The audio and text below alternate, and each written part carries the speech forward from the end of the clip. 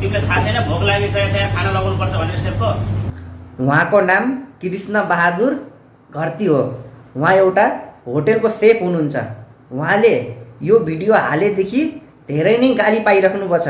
Comment बक्समा गाली त आइरहेको छ, पर्सनल पनि भिडियो बनाएर गाली गरिरहेको छन्, किनकि उहाँले एउटा हेल्परलाई नराम्रो बिहेभ गरिराख्नु पर्छ।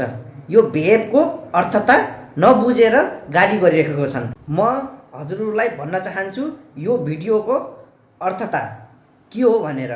उहाँले होटेल इन्डस्ट्रीमा के हुन्छ, सेफहरूले हेल्परहरूलाई कुन बिहेभ गर्छन्, सबै सेफले नै कोही सेफले यस्तो बिहेभ गर्छन्।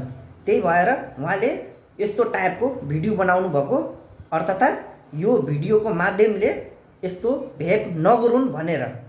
त्यही भएर उहाँले धेरै नै गाली पाइराख्नु भएको छ। एउटा भिडियोको भरमा त्यसरी गाली गर्न कहीँ न कहीँ गलत हो। हजुरहरूलाई के लाग्छ कमेन्ट बक्समा जरुर आफ्नो राय राख्नु होला।